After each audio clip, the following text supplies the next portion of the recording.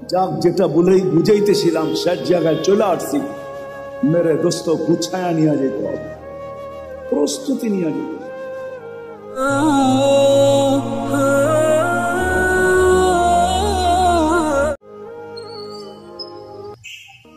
নিজের ইচ্ছায় দুনিয়াতে আসিনি, আবার নিজের ইচ্ছায়ও যাব না।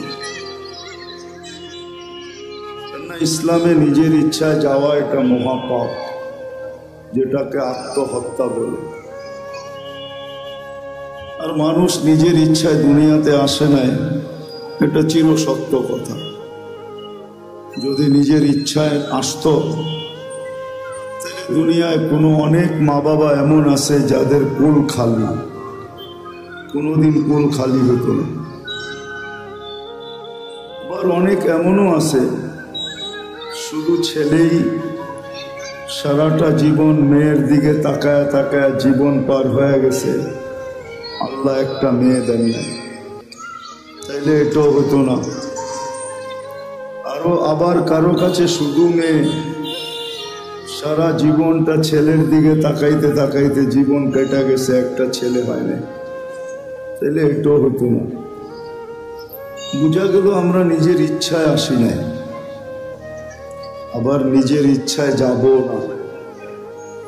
আল্লাহ সদ ইচ্ছায় নিয়ে আসছেন, আবার আল্লাহ যেদিন চাবেন ওই দিন চলে যাবে। আবার এটাও সত্য, কে কখন যাব এটাও জানি না। যুবক যৌবনী যাবে, না শিশু শিশুত্বেই যাবে, শিশু অবস্থায় যাবে,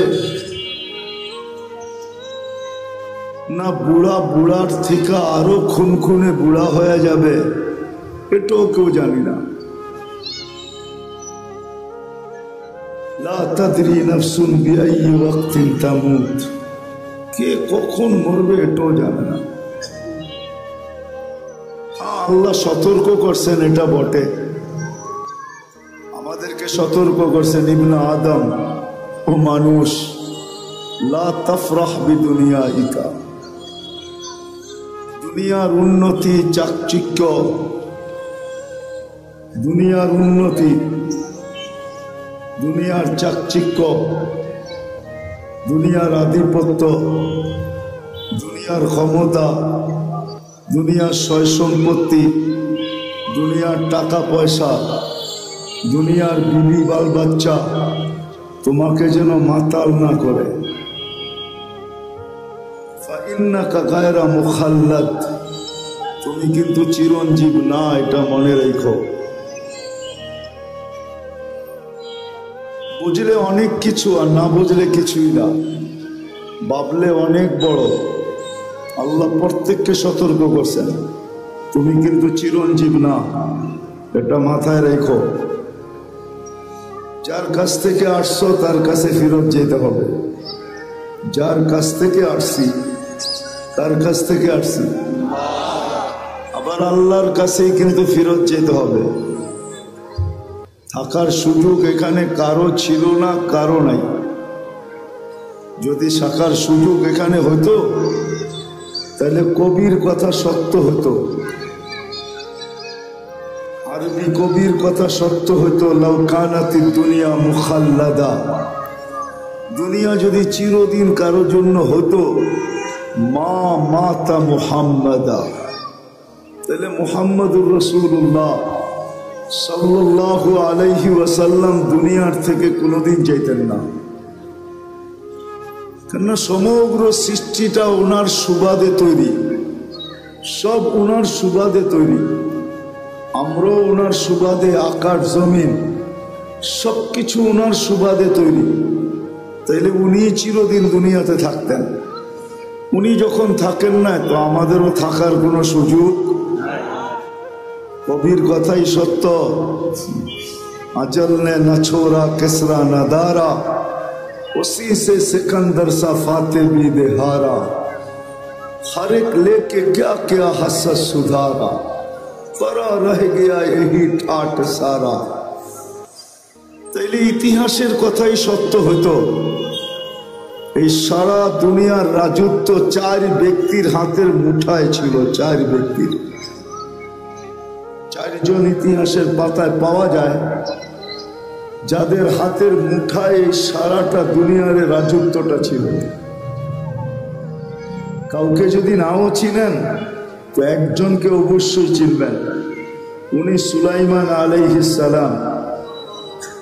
শুধু ওই মাটির রাজত্ব ছিল না, এমনকি পাখির রাজত্ব ওনার কাছে ছিল।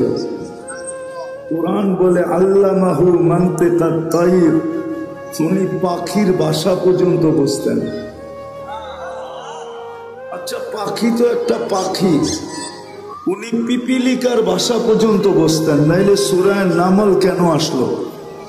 ক্বালাতিন নামলাতু দুখুলু মাসাকিনাকুম লা ইয়াহতিমান্না সুলাইমান ওয়া জুনুদুহু ওয়া হুম লা ইয়াশউরুন। পিপিলিকার ভাষা পর্যন্ত বুঝতেন। সমস্ত জমিনের প্রাণীর উপরে ওনার রাজত্ব ছিল। এমনকি এই জমিনের উপরে প্রবাহমান বাতাসের উপরে ওনার রাজত্ব ছিল। নাইলে গুদুহা শাহরুন ওয়া রাওয়াহুহা শাহরুন, এই কথা কোরআনে কেন আসতো? উনি বাতাসকে হুকুম দিতেন, ওনার তখ্তকে উড়ায় নিয়ে যেত উইদাউট ইঞ্জিন। কোনো ইঞ্জিন নাই, কোনো তেল ভরতে হতো না, কোনো কাপাকাপি করতো না। এক সকালে 1 মাসের রাস্তা উড়াইত, আবার এক বিকালে 1 মাসের রাস্তা পরিমাণ উড়ায় নেওয়া যেত। শুধু উনি একা না, পুরা ক্যাবিনেট সহ, ক্যাবিনেট বুঝেন তো, পুরা সংসদ সহ। আবার ওনার সংসদে শুধু মানুষ ছিল না, জিনও ছিল, এমনকি পাখি পর্যন্ত ছিল। ওনার হাতে সারা দুনিয়ার রাজত্ব ছিল। তাইলে উনি চিরদিন থাকতেন। আজকে ওনার নামটা কোনোদিন ঐতিহ্য হয়ে থাকতো না, ওনার জায়গাগুলো ঐতিহ্য হয়ে থাকতো না, উনি চিরদিন থাকতেন। মানুষ রাজত্ব পাইলে কি ছাড়তে চায়? কি ওই চেয়ার, এমন চেয়ার যে সুপার গ্লু লাগানো আছে, যে বসে আর ওটার থেকে ছাড়, ওই চেয়ার তাকে ছাড়তে চায় না। তো সুলাইমান আলাইহিস সালাম সারা জীবন থাকতেন। বোঝা গেল এখানে চিরদিন থাকা যাবে না, চিরদিন থাকা যাবে না। কথা লম্বা হবে না, কিন্তু আবার সুরও হবে না। যত ধ্যান দিয়া শুনবেন আশা করি বুঝে আসতে পারে। আর লম্বাও হবে না, অল্প সময় কথা হবে। আর যদি ধ্যান দিয়া শুনতে পারি তা আমার বিশ্বাস অল্প কথা যথেষ্ট হবে। আমি প্রমাণ দিতে পারি। ইব্রাহিম ইবনে আদম রহমতুল্লাহ আলাইহির জীবন 2টা শব্দ দিয়া চেঞ্জ হয়েছে, 2টা শব্দ দিয়া। রাতের অন্ধকারে ঘুম ভেঙে গেছে কারো পায়ের আওয়াজে, তাও নিচে না ছাদের উপরে হাঁটতেছিল, তার পদ আওয়াজে তার ঘুম ভেঙে গেছে। প্রহরীকে বলছে ডাইকা নিয়ে আসো, এই গভীর রাত্রে আমার ছাদে হাঁটে তো হাঁটে কে? প্রহরী ডাইকা নিয়ে আসছে, তো জিজ্ঞাসা করছে এই রাত্রে তুমি ছাদে করো তো করো কি, তোমাকে তো চিনিও না। তো বলছে আমার উট হারায় গেছে, খুঁজতে খুঁজতে আপনার ছাদে চলে আসছি। তখন কিন্তু উনি রাজা, বলখের রাজা, ইরাকের একটা এলাকা বলখ, ওই এরিয়ার উনি রাজা ছিলেন। তো বলছে মাথা নষ্ট নাকি, উট খুঁজবে মরুভূমিতে অথবা জঙ্গলে, তুমি রাজপ্রাসাদের ছাদে উট খুঁজতেছ? তো বলছে রাজা মশাই, যদি আমি পাগল হই তাইলে আপনিও আমার সাথে। বলছে মানি? তাইলে আপনিও পাগল। বলছে কি কইরা? আমি পাগল হলাম কি কইরা, প্রমাণ কি? বলছে আমি যদি ছাদে উট খুঁজে না পাই তা আপনি রাজপ্রাসাদে বসে আল্লাহ পাবেন কি কইরা? এতটুক কথায় জীবন চেঞ্জ। সকাল থেকেই জীবন চেঞ্জ। রাজত্ব ছাড়ছেন, ফকিরি গ্রহণ করা আজকে ইব্রাহিম ইবনে আদহাম। নাম নিতে দেরি, রহমতুল্লাহ আলাইহি পড়তে দেরি করে না। রহমতুল্লাহ আলাইহি পড়তে কেউ দেরি করে না। প্রথম সারির আল্লাহওয়ালাদের ভিতর থেকে একজন।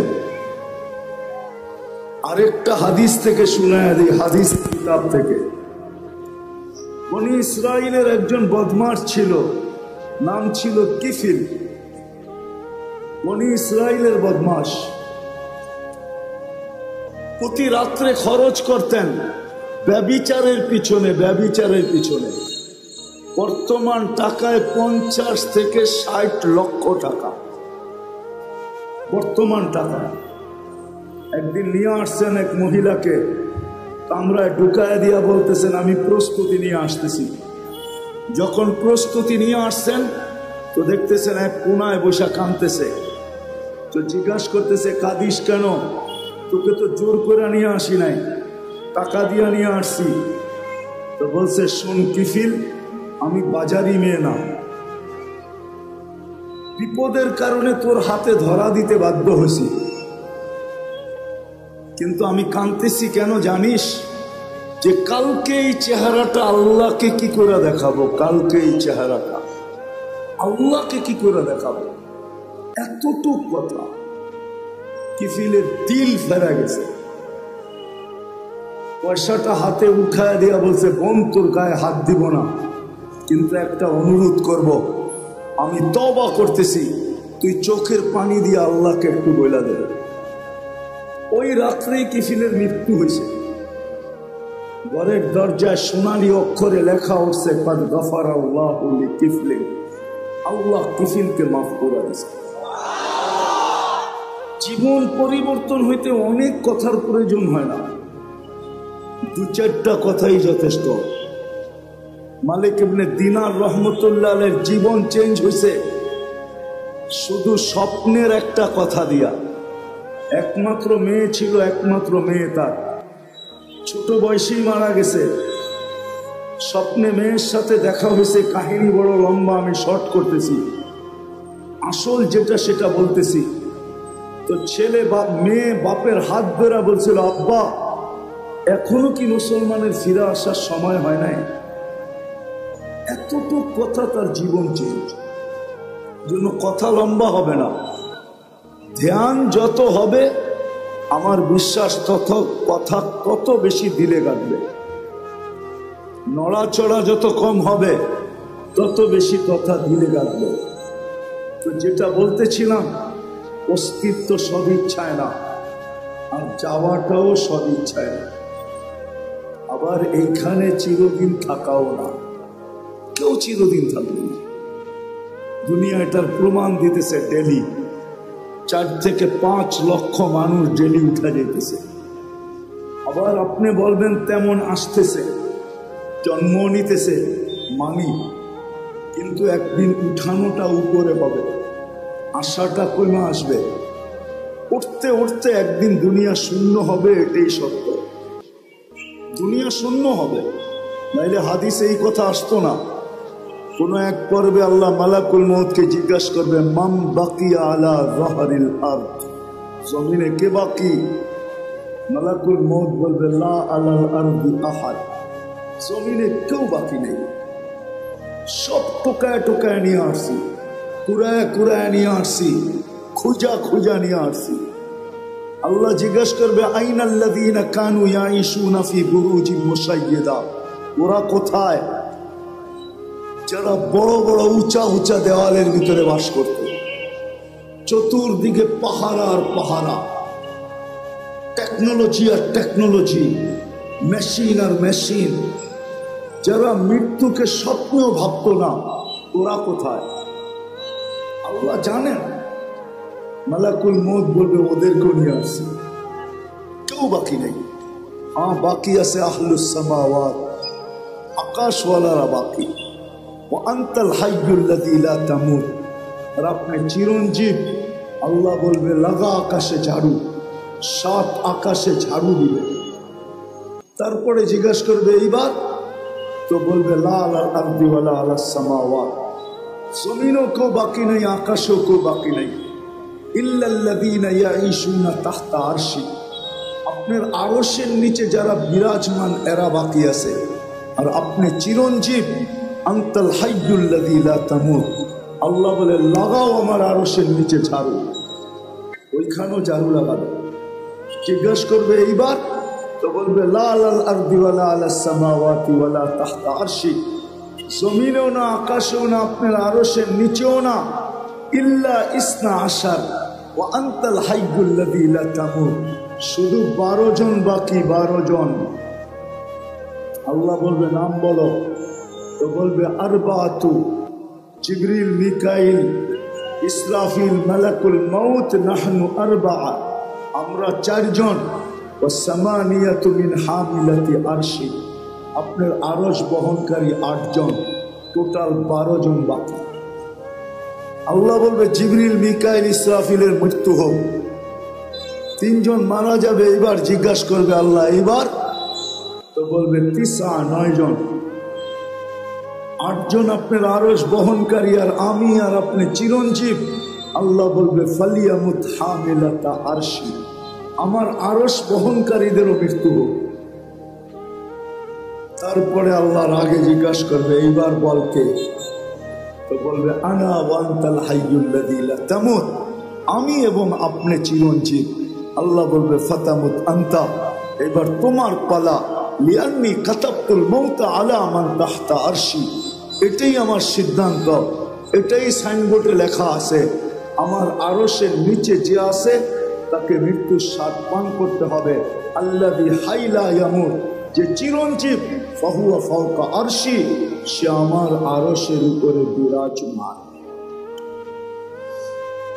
মালাকুল মউতকে আল্লাহ বলবে ফাতামুত, এবার তোমার পালা, তো সায়ুলকি আলাইহি সাকারাতুল মউত, আল্লাহ মৃত্যুর যাতনা ঢালবেন, তো একটা চিৎকার দিবেন, চিৎকার, বিইজ্জাতিকা ওয়া জালালিক, তোর ইজ্জত আর জালালের কসম, লাউ আলিমতু সাকরাতাল মউত, যদি সামান্যতম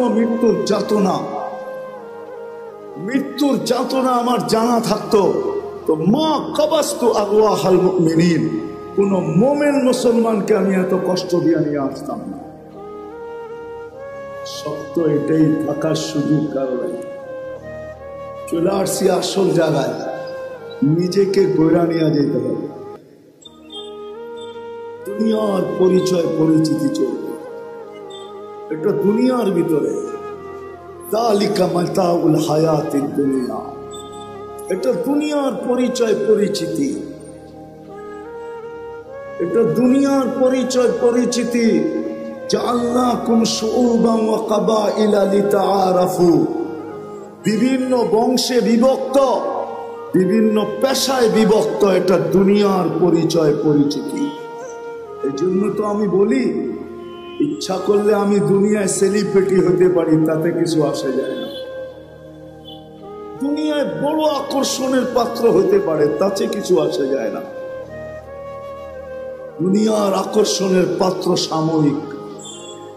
একটু ভালো মতে বুঝি যুবক, যৌবন যতক্ষণ আছে ততক্ষণ তোমার উপরে চোখ উঠতে পারে, আমি মানি। কেউ তোমার জন্য ওড়না গলায় পেঁচাইতে পারে, এটাও মানি। কেউ তোমার জন্য জান দেওয়ার ধমকি দিতে পারে, এটাও মানি। যতক্ষণ যৌবন আছে, যৌবন নাই, তোমার দিকে কেউ চক্ষু উঠায়ও তাকাবে না। বরং তুমি যদি তাকাও তাহলে এক গাদা গালি দিবে তোমাকে, এক গাদা গালি, এক বস্তা গালি দিবে তোমাকে। বলবে বুড়া তো হইলো কিন্তু গাছ বাওয়া ছাড়লো না, বলবে বুড়া তো হইলো কিন্তু খাটাসি অভ্যাসে কোনো গেল না। যৌবন যতক্ষণ আছে ততক্ষণ তোমার ভ্যালু আছে। মালালার কাছে মাল যতক্ষণ আছে ততক্ষণ ভ্যালু আছে। আমরা দেখি, বাংলাদেশেই তো থাকি, পথ যতদিন থাকে তো ফাইল নিয়ে মানুষকে ঘুরাইতে থাকে, জুতাগুলা ক্ষয় করাইতে থাকে, কিন্তু যেদিন রিটায়ার্ড হইল তারপরের দিনই উনি ফাইল নিয়ে এখন টেবিলে টেবিলে ঘুরতেছে। বেলু শেষ, দুনিয়া ওনাকে দেখা হাসতেছে যে আপনি টেবিলে টেবিলে তো এতদিন সবাইকে ঘুরাইতেন, এখন তো দেখি আপনিই ঘুরেন। কলিকরা এখন ওনাকে দেখা মুস্কি মুস্কি হাসে, আর সবাই বলে তুমি ঘুরতে থাকো ফাইল নিয়ে, বহুতকে ঘুরাইছো, এখন তুমি ঘুরা দেখো ঘুরতে কেমন মজা লাগে। সত্য এটাই। সদিচ্ছায় আসি নাই, সদিচ্ছায় যাব না, চিরদিন এইখানে থাকবো না। প্রস্তুতি নিয়ে যেতে হবে, এটাই দাবি, আর কিচ্ছু দাবি না। যিনি অস্তিত্ব দিয়েছেন ওনার দাবি এতটুকু, প্রস্তুতি নিয়ে আসো, নিজেকে তৈরি করে নিয়ে আসো, নিজেকে গুছায়া নিয়ে আসো, এটাই ওনার দাবি, আর কিচ্ছু না। ছোট জীবনটার বিনিময় এটাই দাবি, 60-70 বৎসরের বিনিময়। 60-70 বৎসরও তো না, এই উম্মতের জন্য তো 60-70 বৎসরও না। এই উম্মতকে 70 বৎসর দিয়েও আল্লাহ ভাবছেন যে এটা ভালোবাসার বিপরীতে যায় কিনা। আমি তো এদেরকে ভালোবাসি, 60-70 বৎসরে যদি প্রশ্ন উঠায়া দেয় যে তাইলে আর ভালোবাসা হইল তো হইল কি? 70 বৎসর জীবন দিলেন, 60 বৎসর খাটাইলেন, 70 বৎসর খাটাইলেন, তো ভালোবাসার প্রমাণ হইল তো হইল কি? এই জন্য আল্লাহ 2 পর্বে এই উম্মতের জীবনকে কমায়া দিছেন। প্রথম 15 বৎসর মাফ, বালেগ হওয়া পর্যন্ত মাফ, রুফিয়াল কলম সবই হাত্তা ইয়াবলু, বাচ্চা যতক্ষণ পর্যন্ত বালেগ না হয় কলম তার বিরুদ্ধে যায় না।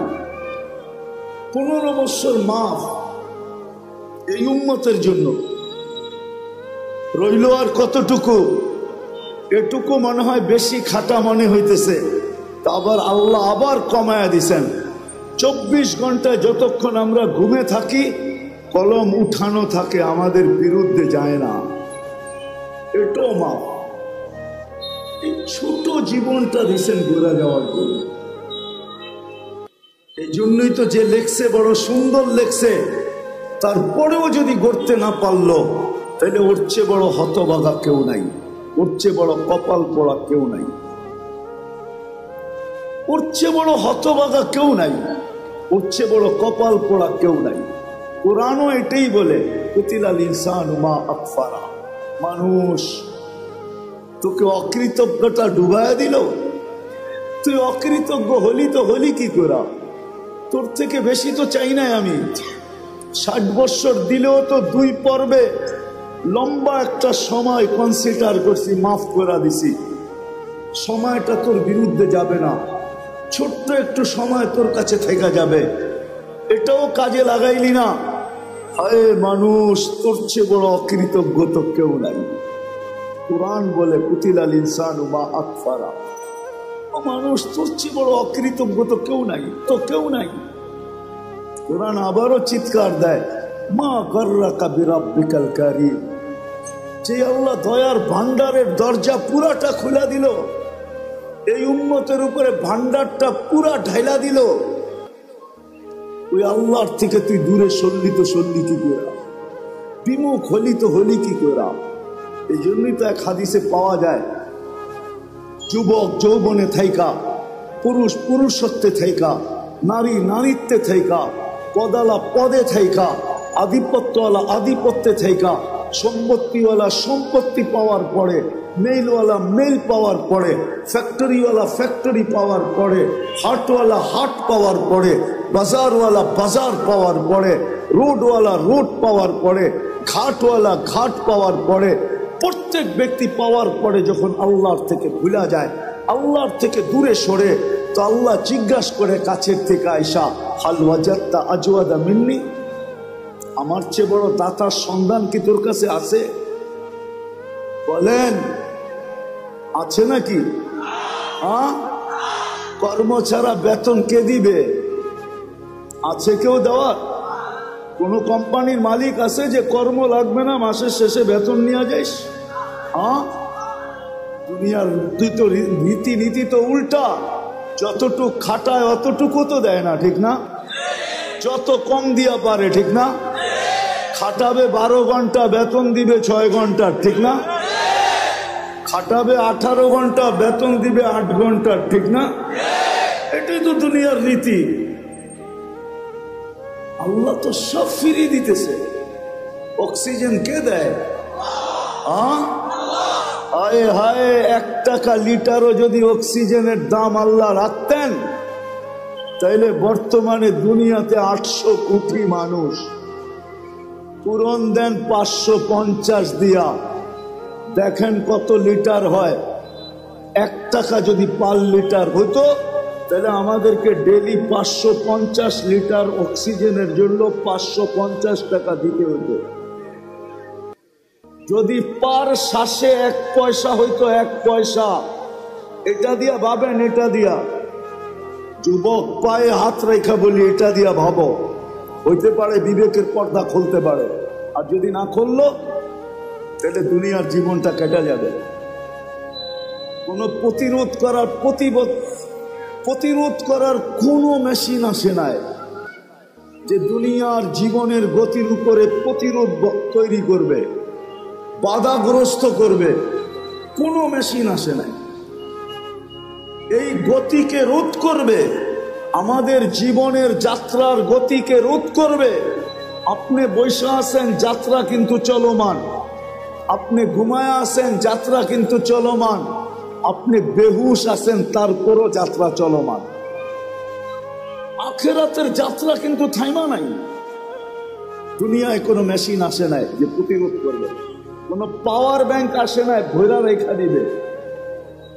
বিদ্যুৎ বইরা রাখা যায়, জীবন বইরা রাখা যায় না, কেটে যাবে এটা। এই জন্য একটু ভালো মতে বুঝি। শ্বাসের উপরে যদি বিল ধরতেন, তাইলে 1 পয়সা, 1 শ্বাস 1 পয়সা, তাইলে ডেলি 1600 টাকা বিল দিতে হতো। 1600 টাকা, বিশ্বাস হয় না? 1,60,000 পয়সায় 1600 টাকা হয়। 1,60,000 বার শ্বাস প্রশ্বাস নেই। যদি পার ডায়ালিসিসে 100 টাকা হইতো, পার ডায়ালিসিস। একবার ডায়ালিসিস করতে কয় টাকা লাগে চেয়ারম্যান সাহেব? কত? আরে আমি 4 থেকে 4,500 টাকা লাগে। 3,000 ভালো জায়গায় করাইলে 4,500 টাকা। আর যদি আরেকটা আছে গণস্বাস্থ্যতে করাইলে 1200-1300 টাকা লাগে। আচ্ছা 1000 টাকা ধরলাম।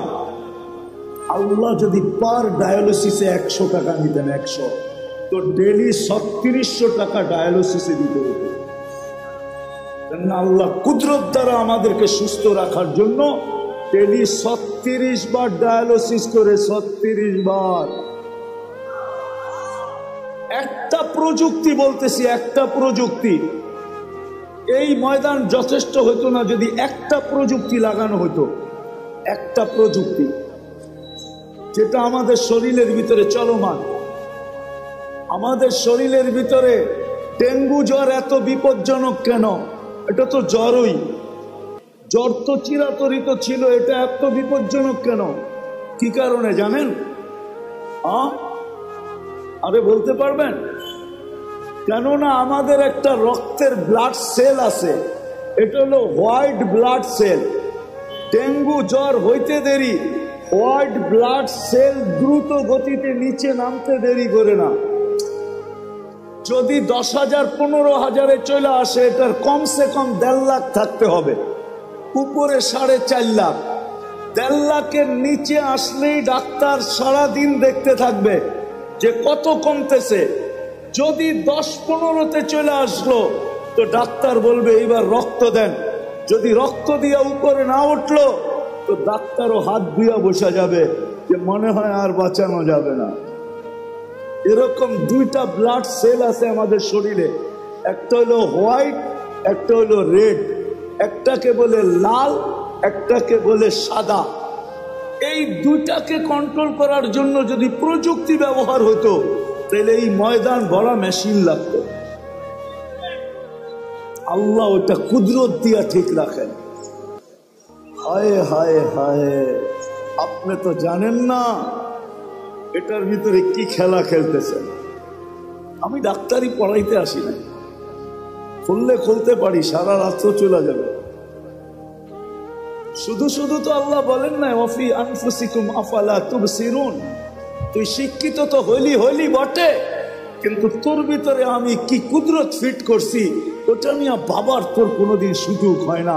তুই ভাবিস না, তুই তো ভাবিস আলতু ফালতু জিনিস নিয়া, সারাদিন এটা নিয়ে ভাবিস ওটা নিয়ে ভাবিস। তোর ভিতরে আমি কি ফিট করলাম, তোর ভিতরে আমি কি কুদরত লাগাইলাম, কি প্রযুক্তি লাগাইলাম। তুই সারাদিন প্রযুক্তি নিয়ে ভাবতে থাকিস, প্রযুক্তি নিয়ে বলতে থাকিস, প্রযুক্তি নিয়ে লিখতে থাকিস। ও মানুষ, তোর ভিতরে কি প্রযুক্তি লাগাইলাম এটা তো একবারও দেখলি না। ওয়াফি আনফুসিকুম আফালা তুবসিরুন। তোকে কি চক্ষু দেই না? তুই নিজের ভিতরে তাকায় দেখিস না যে তোর এগুলা চলে কি করে? যদি প্রযুক্তি দিয়ে লাগাইতে হইতো তাহলে না জানি এক চোখে 13 কোটি ক্যামেরা। কত বিশ্বাস মনে হয় না, ঠিক না? আপনাদের বিজ্ঞানেরটাই বলতেছি আমি, কোরআন হাদিসেরটা বলতেছিলাম। এক চোখে 13 কোটি ক্যামেরা, 2 চোখে 26 কোটি ক্যামেরা।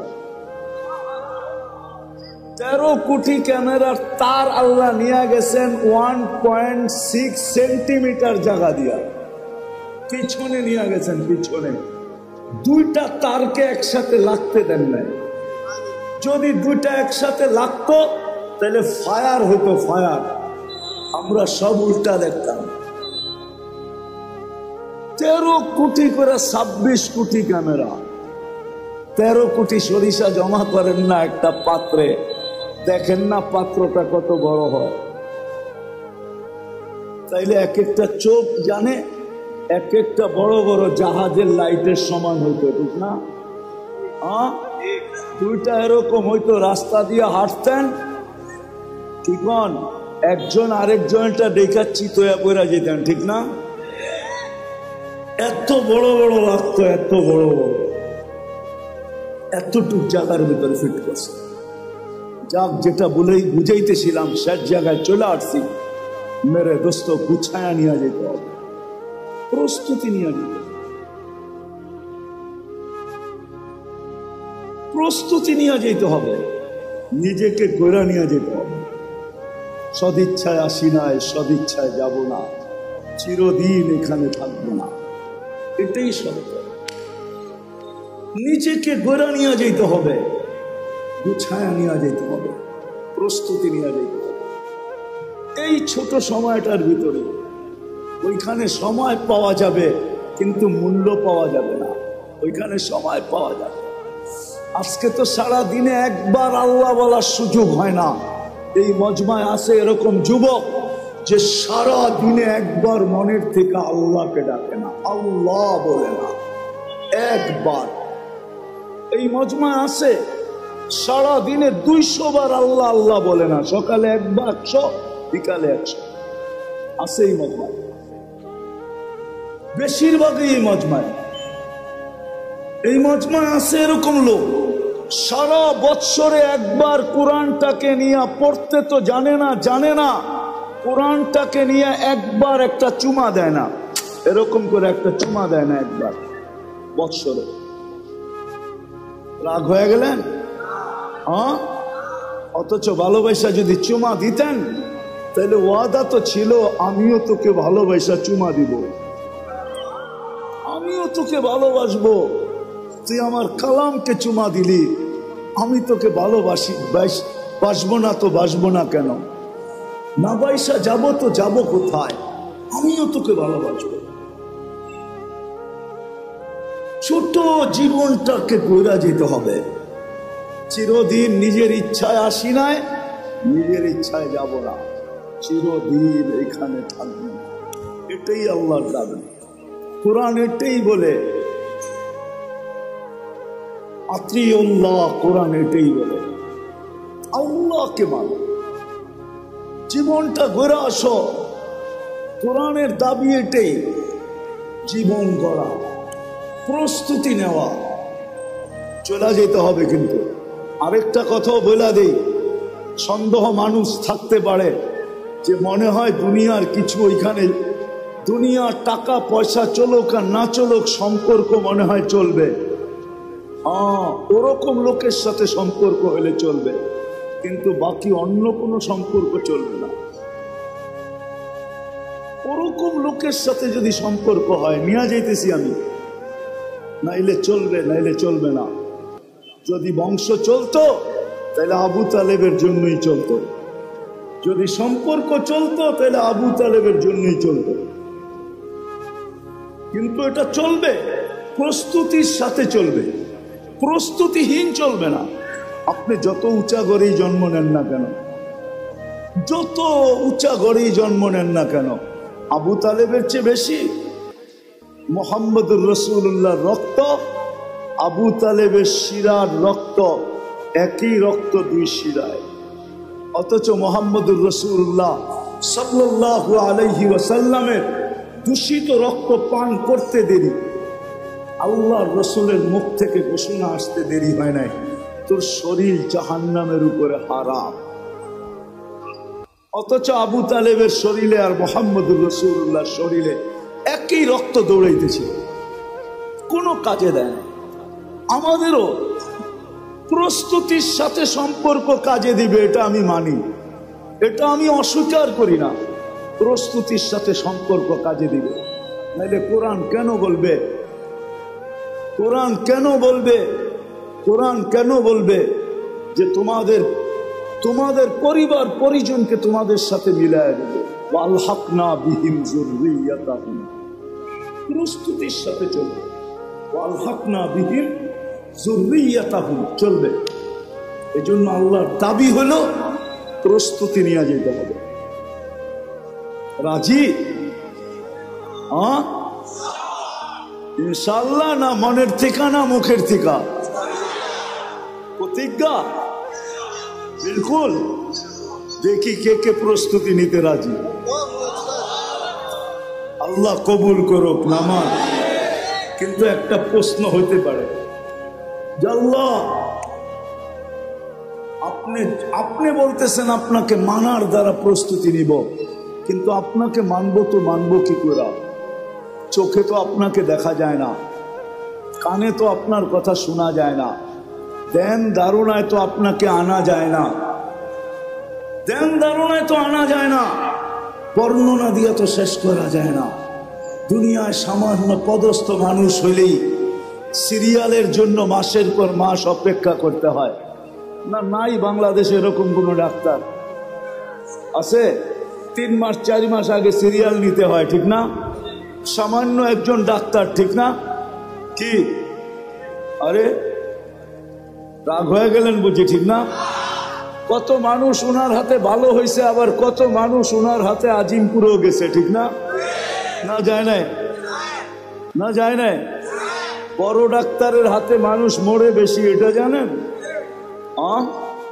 ছোট ডাক্তার তো ভয় পায়, এই জন্য খালি রেফার করে। কি করে? সব মুসিবত বড় জনের কান্দে পড়ুক, আমার কান্দে পড়ার দরকার নাই। আবার ও এটাও ভাবে আজিমপুরের কাছ দিয়ে গেলে আমার চেহারা ঢাকা যেতে হবে, খামাখা এটাও দরকার নাই, বড় ডাক্তারের কাছে পাঠায় দেয়, ঠিক না? 1 মাস 2 মাস 3 মাস আগে সিরিয়াল নিতে হয়, ঠিক না? একজন মানুষ হয়ে যদি 3 মাস পর্যন্ত ঘুরতে হয়, তাহলে আল্লাহ তো আল্লাহ, ঠিক না? আল্লাহ চিনেন? আল্লাহকে তো চোখে দেখা যায় না, কথা শোনা যায় না কানে, ধ্যান ধারণায় আনা যায় না, বর্ণনা দিয়ে শেষ করা যায় না। আল্লাহ তো আল্লাহ না, আল্লাহ তো রহমান, আল্লাহ তো রহিম, আল্লাহ তো মালিক, আল্লাহ তো কুদ্দুস, আল্লাহ তো সালাম, আল্লাহ তো মুমিন, আল্লাহ তো মুহাইমিন, আল্লাহ তো আজিজ, আল্লাহ তো জব্বার, আল্লাহ তো মুতাকাব্বিরুল খালিকুল বারিকুল মুসাব্বিরুল গফফারুল কহ্হারুল ওয়াহ্হাবুর রাজ্জাকুল ফাত্তাহুল আলিমুল কাবিদুল বাসিতুল খাফিদুর রাফিউল মুইজ্জুল মুদিল্লুস সামিউল বাসীরুল হাকামুল আদলুল লতীফুল খবীরুল হালিমুল আযীমুল গফুরুশ শাকুরুল আলিয়ুল কবীরুল হাফিজুল মুকিতুল হাসিবুল জলিলুল করিমুর রকিবুল মুজিবুল ওয়াসি আল হাকিমুল ওয়াদুদুল মজিদুল বাঈসুশ শাহীদুল হকুল ওয়াকিলুল কবিয়ুল মতিনুল ওয়ালিয়ুল হামিদুল মুসি আল মুবদি আল মুঈদ আল মুহয়ি আল মুমীত আল হাইয়্যু আল কাইয়্যুম আল ওয়াজিদ আল মাজিদ আল ওয়াহিদ আল আহাদ আল সামাদ আল কাদির আল মুক্তাদির আল মুকদ্দম আল মুআখ্খার আল আউয়াল ওয়াল আখির আল যাহির ওয়াল বাতিন আল ওয়ালি আল মুতাওয়ালি আল বাররু আত তাওয়াব আল মুনতাকিম আল আফু আর রউফ মালিক আল মুলক যাল জালালি ওয়াল ইকরাম المقسط والجامع والغني والمغني المانع الضار النافع النور الهادي البديع والباقي الوارث والرشيد الصبور جل جلاله الله تو 99 পদের মালিক যার পদের শুরু নেই শেষ নাই তাকে পাবো তো পাবো কি করে পাইলে জীবন গড়া হবে গোছানো হবে পাবো তো পাবো কি কইরা তো আল্লাহ বলতেছে আতিউর রাসূল মেনে নিলাম দাবি ফিরায় নিলাম প্রশ্ন যখন উঠা গেছে জানি না উলামা একমত হবে কিনা আমার তাখায়্যুল বলে আল্লাহ দাবি ফিরায় নিলেন তারপরেই বললেন আতিউর রাসূল আমার বন্ধুকে মানলেই হবে আমার বন্ধুকে আরেক জায়গায় কোরআনে বলছে মান আতা আর রাসূল ফাকাত আমার বন্ধুকে মানলো তো আমাকে মানলো আমার বন্ধুকে মানো বন্ধুকে মানলেই হবে সম্মেলন তো এদিকের জন্য ওইদিকে যাইতেও পারতেছি না আজকে তো উম্মত বন্ধুকে চিনে না নিজের নবীকে চিনে না নবী সম্বন্ধে কোনো ধারণা নাই আমাদের নবী সম্বন্ধে কোনো ধারণা নাই দেখি আপনাদের ভিতরে দিল আছে কিনা একটু টাচ দিয়া দেখি আল্লাহ সহজ করছেন আমার বন্ধুকে মানো আমার বন্ধুর অনুগত্য হও তাইলে আমার অনুগত্য হবে আমার বন্ধুকে মানলেই আমার মানা হবে আর আমি কিচ্ছু চাবো না বন্ধু পক্ষে তো আমি পক্ষে কোরআনও বলতেছে কোরআন واستغفر له الرسول لوجد الله توابا رحيما واستغفر الله واستغفر له الرسول আল্লাহর কাছে মাপ চাইলো তো আল্লাহ তার দিকে দেখবে না বন্ধুর দিকে দেখবে বন্ধু কি বলে বন্ধু যদি খালি ইশারা করে দিল ইশারা واستغفر له الرسول لوجد الله توابا رحيما আল্লাহ বলে সব গুনাহ মাফ করে দিব তুই কতগুলা করছিস কি কি করছিস এটা আমার দেখার বিষয় না বন্ধু পক্ষে তো আমি পক্ষে কিন্তু উম্মত তো বন্ধুই চিনে না কি করলো এটাও জানে না কি করতেছে এটাও জানে না কি করবে এটাও জানে না আজকে তো উম্মত নবী চিনে না যদি চিনতো তাহলে আমাদের দেশে আবার কাদিয়ানি হয় কি করে যেখানে মানুষ চিনে আসল নকল চিনে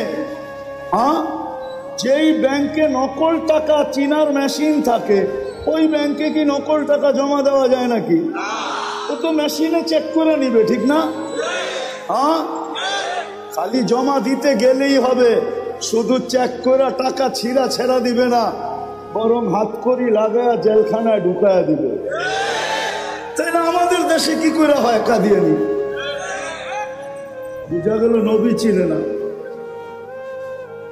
নবী ওলামারা রাগ হয়ে যায় না কিন্তু আজকে যুবকরা নবী চিনে না স্কুল কলেজ আলাদা চিনে না ইউনিভার্সিটি আলাদা চিনে না জেনারেল শিক্ষিত আলাদা চিনে না সাধারণ মানুষ নবী চিনে না নবী কি করলো এটা জানে না মা বোনরা চিনে না নাইলে ওই ফাঁদে পা দেয় তো দেখে বরং এটা হয়তো তাও তো আমাদের দেশের না ইনপোর্টেড জিনিস কি ইনপুট করা বাহিরের জিনিস ঠিক না কাদিয়ান কি আমাদের দেশে নাকি এটা তো পাঞ্জাবে এই দেশে এসে জায়গা নিল কি করা আমরা চিনি না দেখা জায়গা নেওয়ার সুযোগ পাইছে। যদি চিনতো তাহলে প্রথম যেই ব্যক্তির কাছে আসছিল ওই চিতা পিটা কইরা ভিসা ছাড়া বর্ডারের ওই পারে দিয়ে আসতো।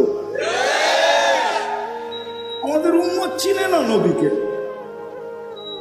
অথচ আল্লাহ তো বলতেছে আমি আমার দাবি ফিরত নিলাম, আমার বন্ধুকে মানলেই হবে। বন্ধুকে মাইনা দেখাও।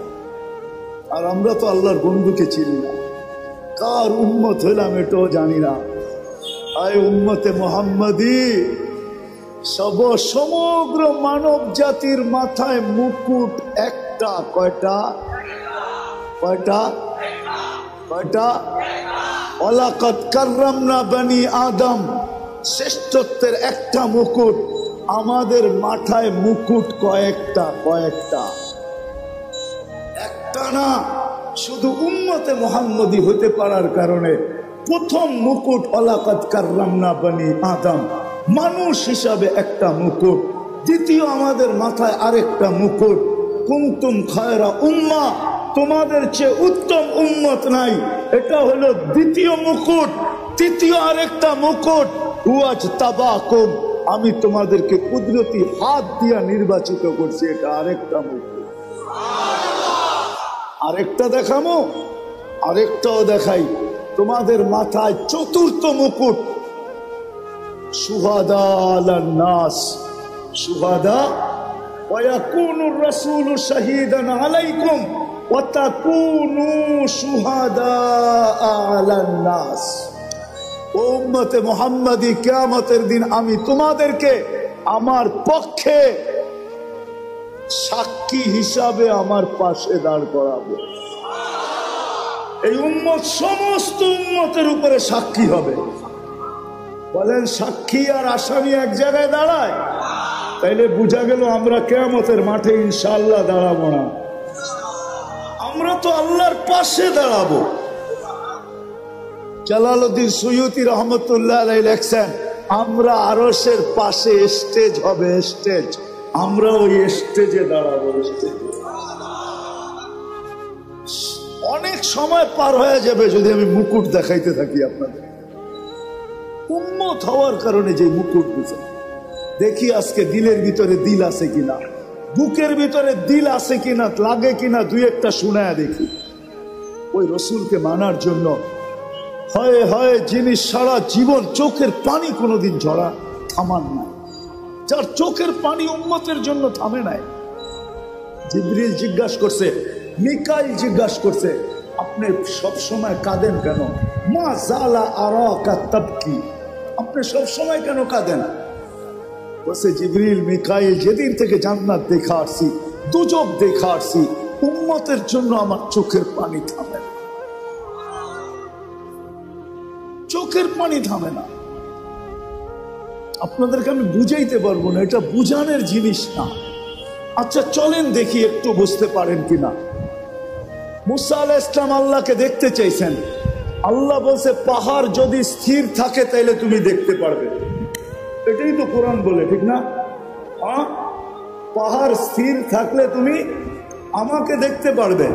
ফাতাজাল্লা লিল জাবাল, আল্লাহ তুর পাহাড়ে, আমি তুর পাহাড় দেখছি বিদায় বলতেছি আপনাদেরকে। তুর পাহাড়ে আল্লাহ তাজাল্লি দিছেন ৭০,০০০ পর্দার ওই পার থেকে। মধ্যে কত পর্দা? মুসা আলাইহিস সালাম বেহুশ ছিলেন, ৪০ দিন বেহুশের মতো ছিলেন। কতদিন? কতদিন? ৪০ দিন বেহুশের মতো ছিলেন। অথচ কাবা কাউসাইনি আদনা, কাবা কাউসাইনি আও আদনা সুম্মা দানা ফাতাদাল্লা। আল্লাহর রাসূল আরশে এরকম আল্লাহর পাশে বসা, উইদাউট পর্দা। হারায় যাওয়া উচিত ছিল, কিন্তু হারায় গেছেন, সব ভুলে গেছেন। পরিবার বলছেন, ফাতেমা বলছেন, হাসান বলছেন, হুসাইন বলছেন, বনু হাশেম বলছেন, কুরাইশি বলছেন, আরব বলছেন, সব ভুলে গেছেন। কিন্তু উম্মত ভুলেন নাই, ওই টেবিলেও উম্মতকে স্মরণ করছেন, ওই টেবিলে। যেখানে এতটুকু কাছে আলোর জগৎ, তাজাল্লিয়াতের জগৎ, আল্লাহর তাজাল্লি সহ্য করতেছে সিনা, আর পাশে বৈশা উম্মতকে স্মরণ করতেছেন। নাইলে আপনি আত্তাহিয়াত পড়েন কোত্থেকা, ওয়া আলা ইবাদিল্লাহিস সালিহিন। এটা তো নবীজি উম্মতকে স্মরণ করে বলছে। আমার উপরে শুধু সালাম দিলেন, আমাকে শুধু সালাম দিলেন, আল্লাহকে বলছে শুধু আমাকে, আমার উম্মত কই যাবে? তো আল্লাহ জিজ্ঞাসা করছে, বন্ধু এইখানে উম্মত? আমার তাখাইয়ুল যে এইখানে উম্মত না উঠলে তো উঠবে কোন জায়গায়? এই টেবিলে যদি উম্মত না উঠলো তাহলে কোথায় উঠবে? এরকম কাছে হব তো আর হব কখন? এত নৈকট্য পাবো তো পাবো কখন? দুইজন এরকম কাছাকাছি হব তো আর হব কখন? এই টেবিলে যদি উম্মত না ওঠে তাহলে আর কোন টেবিলে উঠবে? এই টেবিলে যদি উম্মত হারায়া যায় তাহলে আর উম্মতকে কোথায় উঠাবো আমি? আজকে ওই উম্মত নবী ছিল, চোখের পানি জন্দ হয় নাই। চলেন, এটা তো এক বেলা। দ্বিতীয়টা শুনাইতেছি। যখন দুনিয়ার থেকে বিদায় নিতেছেন তখন 9 ঘর ক্ষুধার্ত, 9 ফ্যামিলি, নিচে কয়েক দিনের ক্ষুধার্ত, হাসান হোসাইন ক্ষুধার্ত, আলী ফাতেমা ক্ষুধার্ত, ঘরে এতটুকু তেল পর্যন্ত নাই যে বাতি জ্বালায়া রাত্রে অন্ধকার দূর করবে, এতটুকু তেলও নাই। আম্মা জান বলতেছে যদি থাকতো তাহলে খিদা নিবারণের জন্য তেলটা আগে পান করে নিতাম, এতটুকু খিদার ধারণা ছিল। ওই সময় চোখে পানি। জিবরিল জিজ্ঞাসা করছে, কেন কাঁদেন? আতাবকি ওয়া আনতা ইলা রফিকিল আলা, আপনি এখনো কাঁদেন? এখনই তো আল্লাহর সান্নিধ্যে চলে যাবেন, এখন কান্না কেন? তো বলছে জিবরিল, ফামান লিবাদি লি উম্মতি, কান্না এই জন্য যে আমার পরে আমার উম্মতকে কে দেখা রাখবে।